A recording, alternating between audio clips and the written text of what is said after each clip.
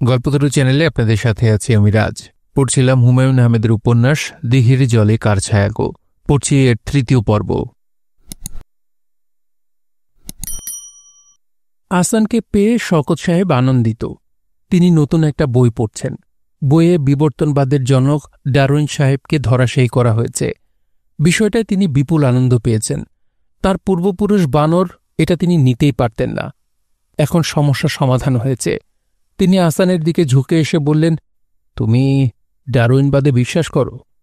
আহসান বলল, জি চাচা, করি। তোমার বিশ্বাস তুমি এখন যে কোনো একটা ডাস্টবিন দেখে ফেলে দিয়ে আসতে পারো। আহসান বলল, জি আচ্ছা। পুরো বিষয়টা না শুনেই জি আচ্ছা বলবে না, আগে পুরো বিষয়টা শোনো। আহসান হতাশ ভঙ্গিতে পুরো বিষয়টা শোনার জন্য প্রস্তুত হল। সহজেই বিরক্তিকর মানুষটার কাছ থেকে ছাড়া পাওয়া যাবে বলে মনে হচ্ছে না। শওকত সাহেব বললেন, তোমাদের ডারউইনের থিওরি বলে পাখি এসেছে সরীসৃপ থেকে। তুমি এখন একটা সাপ এবং ময়ূর পাশাপাশি রাখো। চিন্তা করো যে ময়ূরের পূর্বপুরুষ সাপ, যে সাপ এখন ময়ূরের প্রিয় খাদ্য। বলো, তোমার কিছু বলার আছে? এই মুহূর্তে কিছু বলার নেই চাচা। মনে মনে 10-এর ওপরে 950টা শূন্য বসাও। এই বিশাল প্রায় অসীম সংখ্যা দিয়ে 1কে ভাগ করো। কি পাবে জানো? শূন্য। এটা হলো অ্যাটমে অ্যাটমে ধাক্কাধাক্কি করে ডিএনএ অণু তৈরির সম্ভাবনা। মিলার নামে কোনো সায়েন্টিস্টের নাম শুনেছ? ছাগল টাইপ সায়েন্টিস্ট। চাচা, শুনিনি। ওই ছাগলটা 1950 সনে একটা এক্সপেরিমেন্ট করে অন্য ছাগল সায়েন্টিস্টদের মধ্যে হইচই ফেলে দিয়েছিল। ছাগলটা করেছে কি, ল্যাবরেটরিতে আদি পৃথিবীর আবহাওয়া তৈরি করে ঘন ঘন ইলেকট্রিক কারেন্ট পাস করেছে। কিছু প্রোটিন অণু তৈরি করে বলেছে, এইভাবেই পৃথিবীতে প্রাণের শুরু। প্রাণ সৃষ্টিতে সৃষ্টিকর্তার কোনো ভূমিকা নেই। এখন সেই ছাগল মিলারকে নিয়ে বৈজ্ঞানিক মহলে হাসাহাসি। লাইফ ম্যাগাজিনে কি বলা হয়েছিল পড়ে শোনাই। চাচা, আরেকদিন শুনব। জটিল কিছু শোনার জন্যে আমি এই মুহূর্তে মানসিকভাবে তৈরি না। শওকত সাহেব বললেন, জটিল কিছু বলছি না, জলবৎ তরলং। মন দিয়ে শোনো, আন্ডারলাইন করে রেখেছি। শওকত সাহেব পড়তে শুরু করলেন। আহসান হতাশ চোখে জানলা দিয়ে তাকিয়ে রইল। Geologists now think that the primordial atmosphere consisted mainly of carbon dioxide and nitrogen gases that are less reactive than those used in the 1953 Miller experiment. পদ্মর জন্মদিন অনুষ্ঠানে মুহিব উপস্থিত হয়েছে। তার হাতে গিফট র্যাপ দিয়ে মোড়ানো বিশাল বাক্স দেখে দারোয়ান কিছু জিজ্ঞেস করল না। দারোয়ান বলল, ছাদে চলে যান, ছাদে প্যান্ডেল খাটিয়ে উৎসব। ছাদে উঠে মুহিব পুরোপুরি হকচকিয়ে গেল। বিশাল প্যান্ডেল। প্যান্ডেলের এক মাথায় স্টেজ করা হয়েছে। বিচিত্র পোশাক পরা একজন ডিস্কো জকি ভয়ঙ্কর ধরনের বাজনা বাজাচ্ছেন। সেই বাজনার সঙ্গে ছেলেমেয়েরা যার যেমন ইচ্ছা নেচে যাচ্ছে। পাশেই বার তৈরি করা হয়েছে। নানান সাইজ এবং নানান ধরনের বোতল টেবিলে ঝলমল করছে। দুজন বারটেন্ডার ড্রিঙ্কস দিচ্ছে। বারের ওপর বড় বড় করে লেখা, ডোন্ট ওভারডু ইট।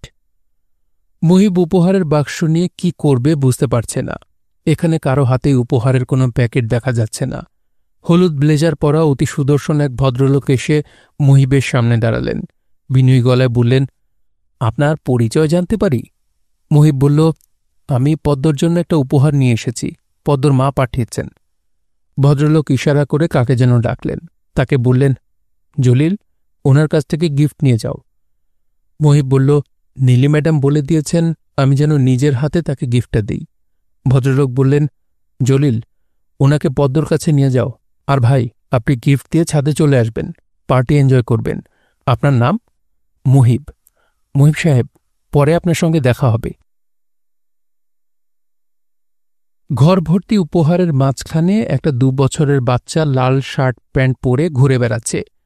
কৌতূহলী হয়ে উপহার দেখছে। কোনো একটা বাক্সে হাত দেয়া মাত্র বৃদ্ধা এক মহিলা ধমক দিচ্ছে, হাত দিবা না কইলাম। মুহিবের মনে হলো এই মহিলাই সরিজন, পদ্ম রায়া। মুহিব বলল, পদ্ম, কাছে আসো, তোমার মা তোমার জন্য কি পাঠিয়েছেন দেখো। পদ্ম পরিষ্কার গলায় বলল, আমার মা পাঠিয়েছে? মুহিব বলল, হ্যাঁ। নীলিমা পাঠিয়েছে? হ্যাঁ। বলেছে বাবুকে আদর? হ্যাঁ বলেছেন। এসো আমরা উপহার খুলি। পদ্ম ছুটে এলো। বৃদ্ধা খ্যানখ্যান গলায় বলল, বাক্স এখন খোলা স্যারের নিষেধ আছে, পরে খোলা হবে। এক পাশে থুইয়া দেন, সময় বুঝা খোলা হইব। মুহিব বলল, তোমার নাম সরিজন না? যে। মুহিব বলল, বাঘের ওপরে আছে টাগ, তোমার স্যারের ওপর আছে নীলি ম্যাডাম। তুমি মামলায় মিথ্যা সাক্ষ্য দিয়েছ, এই খবর আমরা জানি। হাইকোর্টে আপিল করা হয়েছে। যদি প্রমাণ হয় তুমি মিথ্যা সাক্ষ্য দিয়েছ, তোমার 4 বছরের জেল হবে। জেলে যাবার জন্য তৈরি হয়ে যাও। পান খাওয়ার অভ্যাস আছে দেখতে পাচ্ছি, অভ্যাস ছাড়ার চেষ্টা করো। জেলে পান পাবে না, সমস্যা হবে। মুহিব প্যাকেট খুলছে। পদ্ম ছোট ছোট হাতে তাকে সাহায্য করছে এবং টুকটুক করে কথা বলছে। গোলাপ ফুল আমাকে গোঁতা দিয়েছে। মুহিব বলল, কাঁটা লেগেছে হাতে। এইখানে। পদ্ম হাত বাড়িয়ে বলল, উম্মা দাও। উম্মা ব্যাপারটা কি মুহিব বুঝতে পারছে না। সরিজন বলল, হাতে সুমা দিতে বলতাছে। মুহিব সরিজনের দিকে তাকিয়ে বলল, এই বেটি, খবরদার, আমার সাথে কথা বলবি না। বদের হাড্ডি। ইয়ানফসি করতে থাক, তোর কপালের দুঃখ আছে। সরিজন বলল, আমি স্যারের বগলে যাইতেছি, আপনি কি বলছেন সব বলবো। মুহিব বলল, যা, তাড়াতাড়ি যা। সরিজন ঘর থেকে বের হওয়া মাত্র মুহিব পদ্মকে গাড়িতে বসিয়ে দ্রুত ঘর থেকে বের হয়ে গেল। এখানে বেশিক্ষণ থাকা বুদ্ধিমানের কাজ না। মুহিব বাড়িতে ফিরল রাত 9টায়। বাড়িতে ঢুকতে পারল না। বাড়ির সামনে ভিড়, লোকজন উকি ঝুঁকি দিচ্ছে। পুলিশের একটা জিপ গাড়ি দাঁড়িয়ে আছে, সেই গাড়ি ঘিরেও ভিড়। মুহিবের চোখের সামনে তার বাবা আলাউদ্দিনকে পুলিশের গাড়িতে তুলল। আলাউদ্দিনের হাতে হাত করা, কোমরে দড়ি। তিনি বিড়বিড় করে দোয়া ইউনুস পড়লেন। মুহিব পুলিশের গাড়ির কাছাকাছি যাওয়ার চেষ্টা করছে। ভিড় ঠেলে যাওয়া যাচ্ছে না। সে বাবা বলে চিৎকার দিতে যাচ্ছে, তার আগেই গাড়ি ছেড়ে দিল। 3টা খবরের কাগজের প্রথম পৃষ্ঠায় আলাউদ্দিনের ছবি ছাপা হয়েছে। তাদের সংবাদ শিরোনাম, প্রধান শিক্ষক কর্তৃক ছাত্রী ধর্ষিত। কোচিং সেন্টারে প্রধান শিক্ষক কর্তৃক ছাত্রী ধর্ষণের চেষ্টা, শিক্ষক হাজতে। কন্যাসম ছাত্রী শিক্ষকের যৌন লালসার শিকার, ধর্ষণের চেষ্টাকালে শিক্ষক ধৃত। মুহিব হাজতে তার বাবার সামনে বসে আছে। সে তার বাবার দিকে তাকাতে পারছে না, অন্যদিকে তাকিয়ে আছে। আলাউদ্দিন সিগারেট খান না, তার হাতে সিগারেট, ভুসভুস করে ধোঁয়া ছাড়ছেন। তার চোখ রক্তবর্ণ, চুল উস্কো খুস্কো, একটা চোখের নিচে গাঢ় হয়ে কালি পড়েছে। মুহিব বলল, মারধর করেছে নাকি বাবা? আলাউদ্দিন বলল, ওসি সাহেবকে টাকা খাওয়াতে হবে। টাকা খাওয়ালে মারধর হবে না। চেক বই আনতে বলেছিলাম, এনেছিস? ব্যাংকে 1,20,000 টাকা আছে, চেক লিখে দেই, পুরোটাই তুলবি। ওসি সাহেবকে দিবি 10,000। হাতে পায়ে ধরে বলবি, এর বেশি দেওয়ার সামর্থ্য নাই। পায়ে ধরতে পারবি না? পারব। অশ্রুকে সাথে নিয়ে আসিস, সেও যেন ওসি সাহেবের পায়ে ধরে। 1,20,000 থেকে 10 চলে গেল, বাকি থাকল 1,10,000। 10 দিবি উকিলকে। হামিদুজ্জামান নামে আমার পরিচিত এক ক্রিমিনাল লয়ার আছে, ঘাঘু লোক, ঠিকানা দিয়ে দিচ্ছি, তার সঙ্গে দেখা করবি। আচ্ছা। 1,00,000 টাকা নিয়ে ওই মেয়েটার সঙ্গে দেখা করবি। তোর মাকে সাথে নিয়ে যাবি। মামলা যাতে তুলে নেয় সেই ব্যবস্থা করা যায় কিনা দেখবি। টাকা আগেই দিবি না। যদি বলে মামলা তুলে নিবে তখন দিবি। মনে হয় তুলবে না। মেয়েটার নাম কি? সালমা। বাবার নাম আশরাফ। তার ঠিকানা জানি না। মিরপুরে কিসের যেন দোকান আছে, খুঁজে বের করবি। কোচিং সেন্টারের রেজিস্টারে ঠিকানা আছে, বের করতে পারবি না? পারব। আলাউদ্দিন হাতের সিগারেট ফেলে দিয়ে আরেকটা ধরালেন। কিছুক্ষণ কাশলেন, তারপর লম্বা নিঃশ্বাস নিয়ে বললেন, তুই অন্যদিকে তাকিয়ে আছিস কি জন্যে? কোনোরকম ঘটনা ঘটে নাই, মিথ্যা মামলা।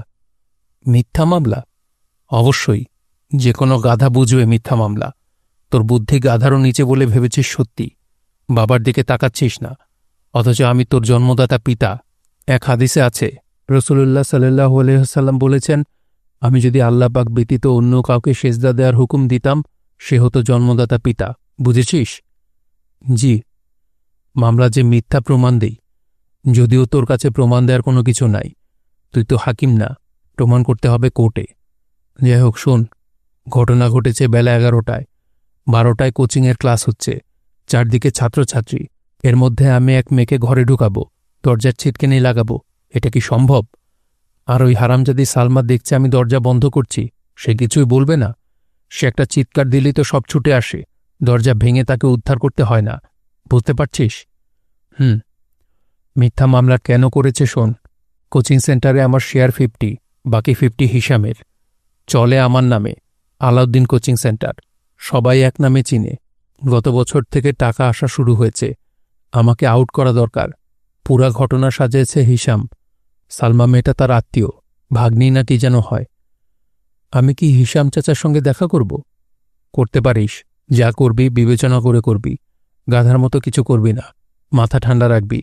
যে কোনো বিপদ থেকে উদ্ধারের একটাই পথ, মাথা ঠান্ডা রাখা। You got to keep your head cool. Cheque বইটা দে, 1 কাপ চা জোগাড় করা যায় কিনা দেখ। ক্রিমিনাল লয়ার হামিদুজ্জামানের চেহারা ক্রিমিনালদের মতো।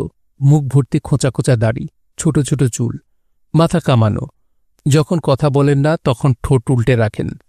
তার টেবিলে ছোট্ট আয়না আছে। ঠোঁট উল্টে আয়নায় নিজেকে দেখেন।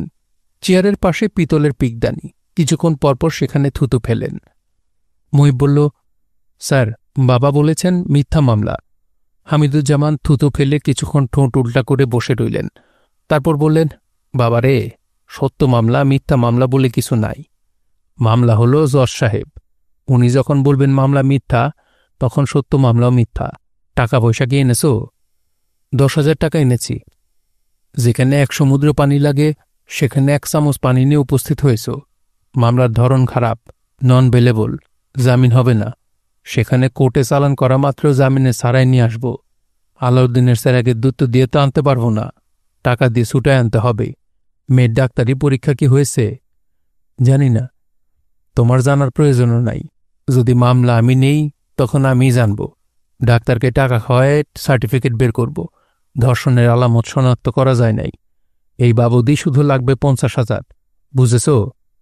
জি, এত টাকা তো আমাদের নাই চাচা। হামিদুজ্জামান থুতু ফেললেন। ঠোঁট উল্টো করে কিছুক্ষণ বসে থাকলেন। তারপর হাসি মুখে বললেন, তাহলে তো বাবা কিছু করার নাই। তোমার পিতাজিকে কম করে হলেও 7 বছর জেলে থাকতে হবে। তোমাকে পরিষ্কার বলি, ক্রিমিনাল লয়ার হিসেবে আমার নাম ডাক আছে।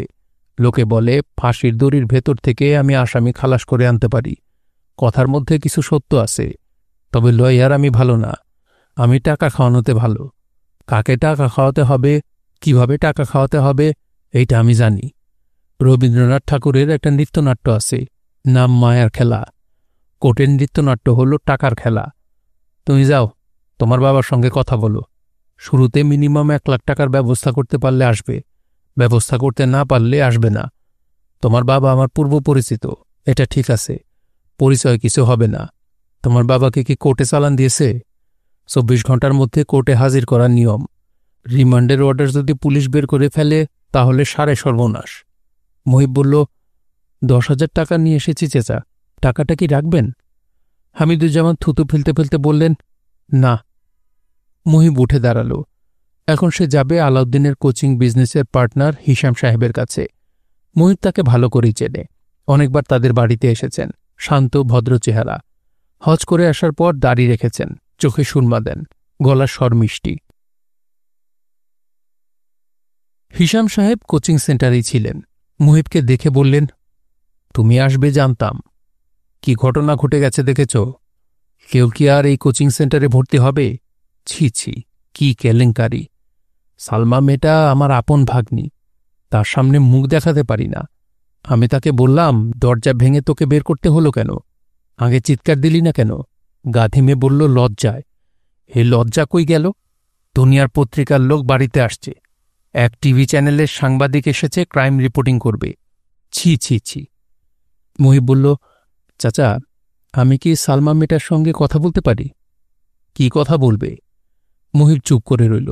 হিসাম বললেন, তোমার তো কথা বলার কিছু নাই।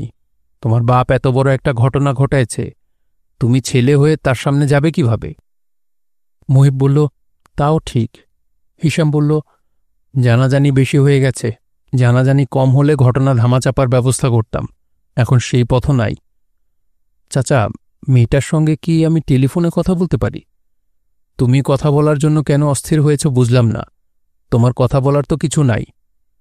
মুহিব বলল, বাবার হয়ে তার কাছে ক্ষমা চাইতাম, পায়ে ধরে পড়ে থাকতাম। তুমি কি ভেবেছ পায়ে ধরে পড়ে থাকলেই সে মামলা তুলে নিবে? মামলা তুলতে তো চাচা বলছি না। মামলায় বাবার যা হয় হবে। আমরা উকিলও দেই নাই। দাও নাই কেন? উকিল যত টাকা চায় অত টাকা নাই। আমি ধরেই নিয়েছি বাবার 7 বছরের জেল হবে। হিসাম বললেন, তুমি সালমার সঙ্গে কথা বলতে চাও? দেখি কি করা যায়, কয়েকটা দিন যেতে দাও, পরিস্থিতি ঠান্ডা হোক। মেয়েটার বিয়ে ঠিক হয়েছিল, জামাই জনতা ইন্স্যুরেন্সের ক্যাশিয়ার, বিয়ে ভেঙে গেছে, এই নিয়েও বাড়িতে কান্নাকাটি। এই মেয়ের আর বিয়ে হবে বলে মনে হয় না। সন্ধ্যাবেলা মুহিব গেল লীলার কাছে। লীলা চমকে উঠে বলল, কি হয়েছে, তোমাকে এরকম লাগছে কেন? মুহিব বলল, আজকের কাগজ পড়েছ? কাগজের ফ্রন্ট পেজে বাবার ছবি ছাপা হয়েছে। কয়জনের বাবার ছবি ফ্রন্ট পেজে ছাপা হয়? এই আনন্দেই আমার চেহারা অন্যরকম হয়ে গেছে। লীলা বলল, উনার নাম কি আলাউদ্দিন? হ্যাঁ। লীলা বেশ কিছু সময় চুপ করে থেকে বলল, তুমি দুপুরে কিছু খেয়েছ? না। বাথরুমে যাও, হাত মুখ ধোও, তারপর টেবিলে আসো, মাংস রান্না করা আছে, পরোটা ভেজে দেবে। নতুন একটা মেয়ে পেয়েছি, আসমার নাম, ভালো পরোটা বানায়। বসে আছো কেন, হাত মুখ ধুতে যাও। মুহিব খেতে বসেছে, লীলা বসেছে তার সামনে। এত আগ্রহ করে খাচ্ছে, লীলার চোখ ভিজে ওঠার উপক্রম হল। লীলা বলল, ডেভিড ব্লেইনের নাম শুনেছ? না। উনি একজন ম্যাজিশিয়ান। নিউ ইয়র্কের ম্যানহাটনের পথে পথে তিনি ম্যাজিক দেখান, স্ট্রিট ম্যাজিশিয়ান। কি ম্যাজিক দেখান জানো? কি ম্যাজিক? শূন্যে ভাষার ম্যাজিক। তুমি শিখবে? মুহিব বলল, না, আমি তো শূন্যে ভেসেই আছি। তুমি যখন শূন্যে ভেসেই আছো, তোমার জন্য সুবিধা হবে। আমি তোমাকে আহসান সাহেবের কাছে পাঠাবো, তিনি তোমাকে শিখিয়ে দেবেন। আর যেতে পারবে রাত 8টার পর। শূন্যে ভেসে থাকার ম্যাজিক শিখে কি করব? মাঝে মাঝে আমার সামনে শূন্যে ভেসে থাকবে, আমি দেখে মজা পাব। যেতে পারবে? বলবো ওনাকে টেলিফোন করে। বলো। পরোটা কেমন হয়েছে? খুব ভালো। 2টা পরোটা আর মাংস কি প্যাকেট করে দিতে পারবে? কেন? বাবার জন্য নিয়ে যাব। দিয়ে দেব। পরোটা মাংস ছাড়া আর কিছু কি লাগবে? না। তারপরে মুহিব বলল, তোমাকে একটা কথা বলার জন্য এসেছি। বাবা এই নোংরা কাজটা করেননি। লীলা বলল, তুমি যখন বলছো করেননি, তাহলে অবশ্যই করেননি। তুমি কি এখন তোমার বাবার সঙ্গে দেখা করতে যাবে? হ্যাঁ। রাত 8টায় আহসান সাহেবের কাছে যাবে, মনে আছে? মনে আছে। কাগজের ঠিকানা লিখে দিচ্ছি। এক কাজ করি, তোমাকে গাড়ি দিয়ে দিই, ড্রাইভার তুমি যেখানে যাবে নিয়ে যাবে। দেই? না। লীলা বলল, তোমার হাত পা কাঁপছে কেন? জানি না কেন। তোমার সঙ্গে গাড়িটা থাকুক প্লিজ। আর একটা কথা শোনো, মনে করো তোমার বাবা এই কাজটা করেছেন, তার জন্য আমি কখনো কোনো দিনও তোমাকে দায়ী করব না। Never ever. মুহিব বলল, আমি সেটা জানি। সত্যি জানো? হ্যাঁ, আমি আমার জীবনে নিজের অজান্তেই কোনো একটা মহাপুণ্য করেছিলাম বলে তোমার সঙ্গে আমার দেখা হয়েছে। মহাপুণ্যটা কি তুমি জানো না? না। লীলা হাসতে হাসতে বলল, আমি কিন্তু জানি। তুমি আমাকে নর্দমা থেকে টেনে তুলেছ, এইটাই মহাপুণ্য। আলাউদ্দিন মাংস পরোটা খাচ্ছেন। তিনি ছেলের দিকে তাকিয়ে বললেন, কোন রেস্টুরেন্ট থেকে এনেছিস? মুহিব বলল, লীলা হোটেল অ্যান্ড রেস্টুরেন্ট। ওয়ান্ডারফুল রান্না। পরোটা হয়েছে মাখনের মতো মোলায়েম, ঘি দিয়ে ভেজেছে মনে হয়, ঘিয়ের গন্ধ পাচ্ছি। বাবা, আরাম করে খাও। ওসি সাহেবের টাকাটা এনেছিস? এনেছি। পায়ে ধরার কথা মনে আছে তো? মনে আছে। বিপদ থেকে উদ্ধারের জন্যে পায়ে ধরা যায়, দোষ হয় না। তুমি কখনো কারো পায়ে ধরেছ বাবা? না। হামিদুজ্জামান সাহেবকে টাকা দিয়েছিস? ঘাঘু লয়ার, কেস পানি করে ছেড়ে দিবে। মুহিব বলল, উনি শুরুতেই 1 লাখ টাকা চান। বলিস কি? সস্তার কাউকে খুঁজে বের করা দরকার। বদ মেয়েটার সঙ্গে যোগাযোগ করেছিস? না। কাঁথার মতো কাজ করলে হবে? মাথায় এত বড় বিপদ? মুহিব বলল, তার বাবার সঙ্গে টেলিফোনে কথা বলেছি, কোচিং সেন্টার থেকে ওনার নাম্বার জোগাড় করেছিলাম। আলাউদ্দিন বিরক্ত গলায় বললেন, টেলিফোনে কথা চালাচালি কি জন্যে? সামনাসামনি কথা বলবি, নাকি আমার কারণে মুখ দেখাতে লজ্জা হয়? ওই লোক কি বলেছে? উনি টাকা নিতে রাজি হয়েছেন। রাজি হয়েছে? উনি 5 লাখ টাকা চান। 5 লাখ টাকা দিলে মামলা তুলে নেবেন বলেছেন। তার বিজনেস খারাপ যাচ্ছে, এই জন্য টাকাটা দরকার।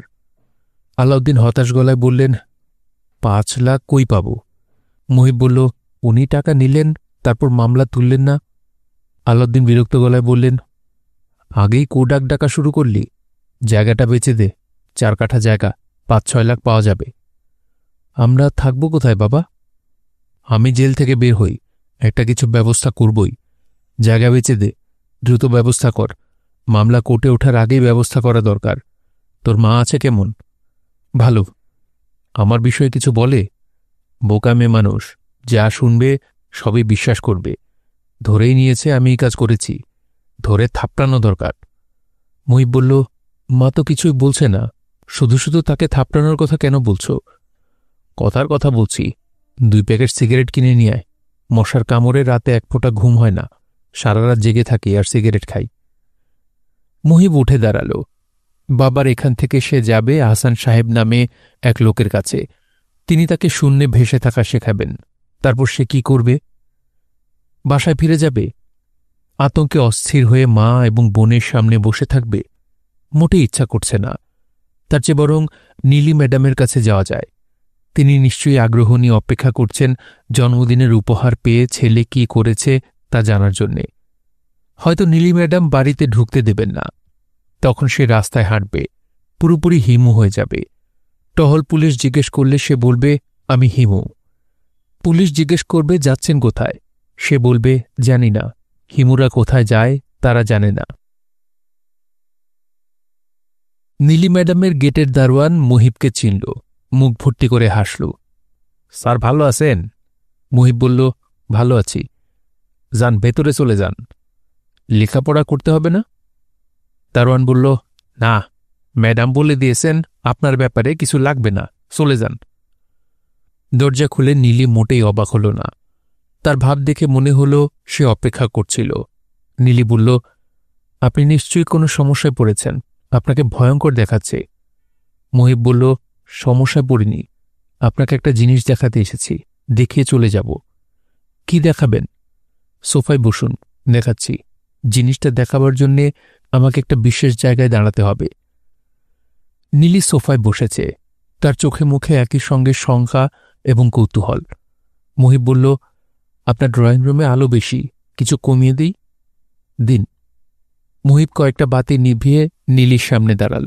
ক্লান্ত গলায় বলল, আপনি আমার দিকে তাকিয়ে থাকুন, কিছুক্ষণের মধ্যে দেখবেন আমি শূন্যে ভাসছি। নীলি বলল, পাগলের মতো এইসব কি বলছেন? আপনার কি হয়েছে? সমস্যাটা কি? মহিব বলল, এই দেখুন, ভাসছি। নীলি হতভম্ব গলায় বলল, আসলেই তো ভাসছেন, কি আশ্চর্য! কতক্ষণ ভেসে থাকতে পারেন? বেশিক্ষণ পারি না। নীলি বলল, এইসব কি দেখাচ্ছেন? আমি জীবনে এত অবাক হইনি। নেমে পড়ুন, দেখে মনে হচ্ছে আপনার কষ্ট হচ্ছে। আসলেই শূন্যে ভেসেছেন নাকি এটা কোনো ট্রিক্স? মহিব শূন্য থেকে নামল, কপালের ঘাম মুছতে মুছতে বলল, ম্যাডাম যাই, অনেক রাতে এসেছি বলে কিছু মনে করবেন না। নীলি বলল, যাবেন মানে? আপনি আমার সঙ্গে ডিনার করবেন। আমি কয়েকবার আপনাকে টেলিফোন করেছি, আপনি টেলিফোন ধরেননি, লাইন কেটে দিয়েছেন। গতকাল আপনার শুটিং ছিল, আপনি আসেননি। কি হয়েছে আপনার জানতে পারি? আমার কিছু হয়নি ম্যাডাম, আমি ভালো আছি। আপনার বান্ধবী রূপা, সে কি ভালো আছে? ওর নাম লীলা। লীলা ভালো আছে? মহিব বলল, লীলা ভালো আছে, ওর 2 ময়ূর চিত্রা ও মিত্রা ভালো আছে।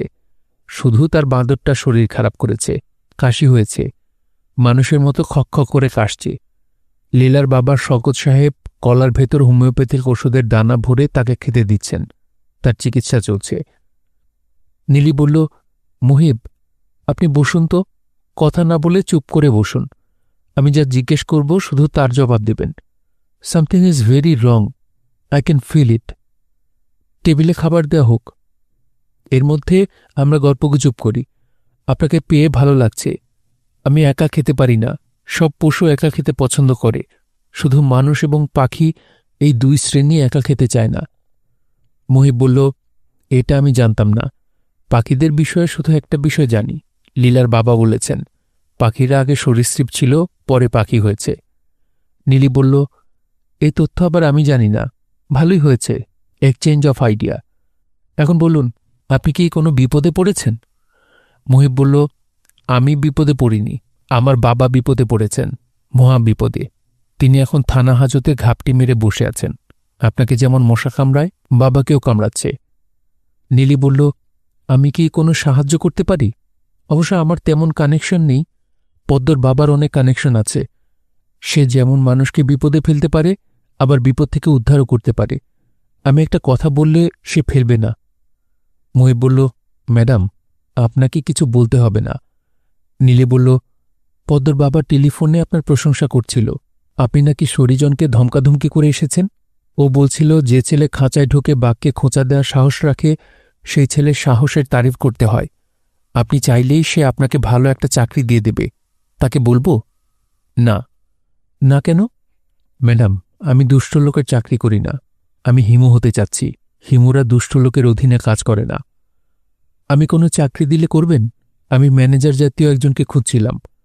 ম্যাডাম, আপনার চাকরিও করব না। আমি তো দুষ্ট লোক না, আমার চাকরি কেন করবেন না? মহিব বলল, এখন আপনি আমাকে দেখছেন খানিকটা বন্ধুর মতো। আমাকে নিয়ে টেবিলে খেতে বসছেন। আপনার চাকরি নেবার পরপর আপনি আমাকে দেখবেন বেতনভুক্ত কর্মচারীর মতো। আমাকে এক টেবিলে নিয়ে খেতে বসবেন না। আমি যদি অভিনয় করি, আমার বিপরীতে নায়িকা চরিত্রে অভিনয় করবেন না। নীলি বলল, খাওয়া দেওয়া হয়েছে, খেতে আসুন। আর যদি আপনার আপত্তি না থাকে, আপনার বাবা কী সমস্যায় পড়েছেন সেটা বলুন। মহিব বলল, আমার বাবা একটা মেয়েকে রেপ করতে গিয়ে ধরা পড়েছেন, এখন হাজতে আছেন। এই নিউজটাই কি পত্রিকায় এসেছে? জি। ম্যাডাম, আমি কিছু খাব না। আমার মা এবং বোন সারাদিন আমার জন্য অপেক্ষা করেছে। তাদের সঙ্গে দেখা হয়নি। তারা নিশ্চয়ই না খেয়ে আছে। ম্যাডাম, যাই। আপনার ছেলেটাকে দেখে এত ভালো লেগেছিল। কি মিষ্টি যে তার কথা। বলে কি, গোলাপ ফুল আমাকে গোতা দিয়েছে।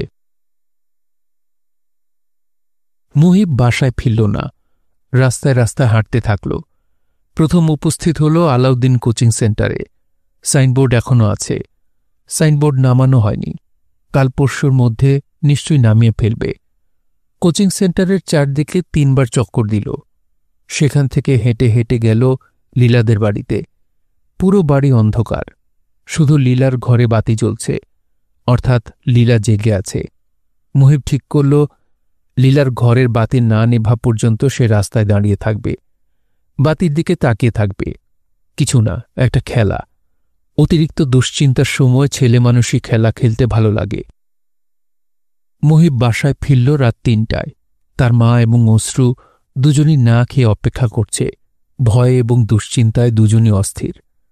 রাজিয়া বেগম বললেন, কোথায় ছিলি রে বাবা? মুহিব বলল, রাস্তায় হাঁটছিলাম। গরম পানির ব্যবস্থা করো তো মা, গোসল করব। তোমরা খাওয়া দাওয়া করেছ? না। ঘরে রান্না কি? রান্না হয় নাই, ডিম ভাজি করে দিই। দাও। তোর বাবার অবস্থা কি? মুহিব বলল, বাবার আলাপ এখন থাকুক। বাবা ভালো আছেন, সিগারেট খাওয়া ধরেছেন।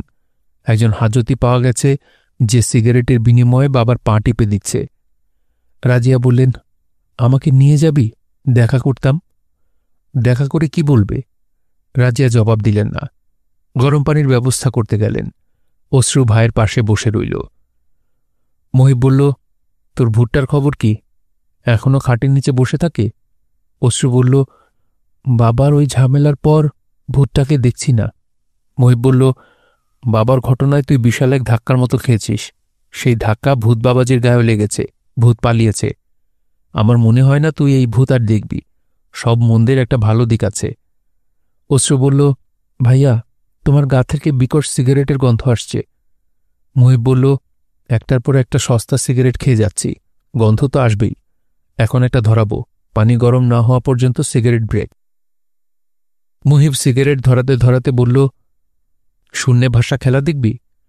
শূন্যে ভাষা খেলা কি? মুহিব বলল, আমি তোর চোখের সামনে শূন্যে ভেসে থাকব।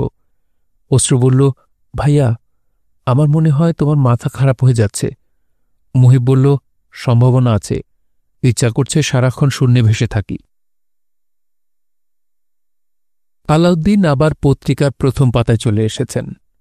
পুলিশ তাকে 3 দিনের রিমান্ডে নিয়েছিল। রিমান্ডে তিনি সব স্বীকার করেছেন। পত্রিকার খবরের শিরোনাম, ধর্ষক শিক্ষকের অপরাধ স্বীকার ঘটনার রগরগে বর্ণনা। খবরের কাগজের প্রতিবেদক লিখেছেন, ধর্ষক আলাউদ্দিন ছাত্রীকে নিজের খাসকামরায় ডেকে আনেন। ছাত্রীর লেখা রচনায় ইংরেজি বানানের ভুলগুলি ধরিয়ে দেবার জন্য। এক পর্যায়ে তাকে বলেন, বাইরে হইচই হচ্ছে, দরজাটা ভেজিয়ে দিয়ে এসো। সরল মনে ছাত্রী তাই করে। কিছুক্ষণের মধ্যে তিনি উঠে পড়েন এবং বলেন, দরজা পুরোপুরি না বন্ধ করলে শব্দ যাবে না। এই বলে নিজেই দরজার ছিটকিনি লাগিয়ে দেন এবং ছাত্রীর সামনে এসে বসতে বসতে বলেন, তোমাকে আমার খুবই ভালো লাগে, কিন্তু আমার পক্ষে তোমাকে বিবাহ করা সম্ভব না। ঘরে আমার বড় বড় ছেলেমেয়ে আছে, এখন তোমার কাছে বৃদ্ধের একটা আবদার। এই পর্যন্ত পড়ে মুহিব কাগজ ভাঁজ করে একপাশে রাখল। সে বসেছে আমানুল্লাহ টি স্টলে, নীলি ম্যাডামের বাড়ির কাছে টি স্টল। প্রায় সে এখানে চা খেতে আসে, তার সঙ্গে বড় লাল রঙের ফ্লাস্ক। আজ সারাদিনে তার অনেক কর্মকাণ্ড আছে। এক একটা কাজ শেষ করবে আর 1 কাপ করে চা খাবে। প্রথম যাবে আলাউদ্দিন কোচিং সেন্টারে। কোচিং সেন্টারের বর্তমান প্রধান আবু হিসাম তাকে ডেকে পাঠিয়েছেন, জরুরি কি কথা নাকি আছে। মুহিবের পাশে বসা কাস্টমার বলল, ব্রাদার, কাগজটা কি পড়া হয়েছে? হ্যাঁ। ইন্টারেস্টিং কিছু আছে? ধর্ষণ নিউজ আছে, পড়লে মজা পেতে পারেন। মুহিব কাগজ এগিয়ে দিল। তার 2 কাপ চা খাওয়া হয়ে গেছে, এখন উঠে যাবার সময় হয়েছে। উঠতে ইচ্ছা করছে না, আবার বসে থাকতেও ভালো লাগছে না। গত 5 দিন তার বাবার সঙ্গে মুহিবের দেখা হয়নি। ওসি সাহেব বলেছেন আজ দেখা করা যাবে। আজকের পর দেখা করার সমস্যা হবে, তাকে থানা হাজত থেকে জেল হাজতে পাঠিয়ে দেওয়া হবে। মুহিব আরেক কাপ চায়ের অর্ডার দিল। তার পাশে বসা লোক গভীর আগ্রহে আলাউদ্দিনের স্বীকারোক্তি পড়ছে। মুহিব তাকিয়ে আছে লোকটির দিকে এবং চিন্তা করছে বাবাকে নিয়ে তার নিজের আনন্দের কোনো স্মৃতি আছে কিনা। তেমন কিছু মনে পড়ছে না। কোনো না কোনো স্মৃতি নিশ্চয়ই আছে। মাথা ব্ল্যাঙ্ক হয়ে গেছে। অশ্রুকে জিজ্ঞেস করতে হবে। মেয়েরা সুখের স্মৃতি, দুঃখের স্মৃতি সবই মনে করে রাখে, কিছুই ভোলে না। ব্রাদার, বুড়ার কারবার পড়েছেন? আরে তোর এই অবস্থা, তুই বেশ্যাবাড়ি যা, চন্দ্রিমা উদ্যানে যা। দিনে দুপুরে ছাত্রছাত্রীর সামনে দরজা বন্ধ করে এইসব কি? এদের কি করা উচিত জানেন? স্টেডিয়ামে সবার সামনে গুলি করা উচিত, ফায়ারিং স্কোয়াড। মুহিব ফ্লাস্ক খাতে উঠে পড়ল। ফায়ারিং স্কোয়াড বিষয়ক আলোচনায় অংশ নিল না। আবু হিসাম অফিসেই ছিলেন। মুহিবকে দেখে গম্ভীর গলায় বললেন, আজকে এর কাগজ পড়েছ? আজ বুধবার, মিথ্যা দিবস। কাজী মুহিব বলল, না। না পড়ে ভালোই করেছ। তোমার বাবা অতি নোংরা কথাবার্তা নিজের মুখে স্বীকার করেছে। মানুষটা যে বিকারগ্রস্ত আগে বুঝতে পারি নাই। কঠিন বিকার ছাড়া এই ধরনের কথাবার্তা বলা সম্ভব না। নিজের অপমান, তার ঘনিষ্ঠজনদের অপমান, বন্ধুবান্ধবদের অপমান। মুহিব বলল, জরুরি কি কথা বলার জন্যে নাকি খবর দিয়েছেন? শুনলাম জমিটা বিক্রি করার চেষ্টা করছো, দালাল লাগিয়েছ। জি চাচা। জমি বেচলে তোমরা থাকবে কোথায়? মার এক ছোট ভাই আছেন, বাড্ডায় থাকেন, মোটর মেকানিক। মাকে আর অশ্রুকে ওই বাড়িতে পাঠিয়ে দিব। আর তুমি কোথায় থাকবে? আমার ব্যাপারটা নিয়ে চিন্তা করি নাই চাচা। সব চিন্তা একটার পর একটা করতে হয়, একসঙ্গে 3-4টা চিন্তা করা যায় না। জমির দাম কত চাও? বাজারে যে দর আছে তাই চাই, সেটা পাবো বলে মনে হয় না। খদ্দের পাওয়া গেছে? একজন পেয়েছি, 7 লাখ টাকা দিতে চায়। বলেছে রাজি হলে আগামীকাল বায়না করবে। এটা মিথ্যা। একজন পাওয়া গেছে ঠিকই, তবে সে 4 লাখ টাকা দাম বলছে। বুধবার হবার কারণে অনায়াসে মিথ্যা বলতে পারছে। মুহিব, এই জমিটা নিয়ে আমার কিছু কথা আছে। জি চাচা, বলুন। তোমার বাবা এবং আমি দুজনে মিলে ঠিক করি জমিটা কিনব। বায়নার টাকা অর্ধেক আমার দেয়া। বিশ্বাস না হলে তোমার বাবাকে জিজ্ঞেস করে দেখতে পারো। যাই হোক, তোমার পিতা ছিলেন অতি ধান্দাবাজ লোক। জমি কিনলেন তার নামে। পুরনো প্রসঙ্গ তুলে লাভ নাই। জমিটা আমি কিনব, তবে 5 লাখ টাকার বেশি একটা কানা পয়সাও পাবে না। মুহিব বলল, ইচ্ছা করলেও কানা পয়সা দিতে পারবেন না চাচা। কানা পয়সা বলে কিছু বাজারে নাই। তোমার সঙ্গে রসিকতা করার সময় আমার নাই। 5 লাখে দিবে? জি দিব, যদি টাকাটা আজকের মধ্যেই পাই। টাকা আগামীকাল দিব। জানি তোমার টাকাটা ইমিডিয়েট দরকার। এখন বায়না বাবদ কিছু নিয়ে যাও। তিনি ড্রয়ার খুলে 500 টাকার একটা বান্ডেল বের করলেন। একটা স্ট্যাম্প পেপার বের করলেন। সেখানে আগেই টাইপ করে লেখা, বায়না বাবদ 50,000 টাকা বুঝিয়া পাইলাম, ইত্যাদি। মুহিবকে স্বীকার করতে হল, হিসাম নামের মানুষটা কাজে কর্মে যথেষ্ট গোছানো। মুহিব বলল, চাচা, চা খাবেন? চা? জি, চা। খুব ভালো চা, আফিং দেয়া। এক কাপ খেলে আরেক কাপ খেতে ইচ্ছা করবে। হিশাম সাহেব চোখ শুরু করে তাকিয়ে আছেন। মুহিব ফ্লাস্ক খুলে ফ্লাস্কের মুখে চা ঢালছে। হিশাম সাহেব না খেলে সে নিজেই খাবে। হিশাম বললেন, আমি চা পান করি না।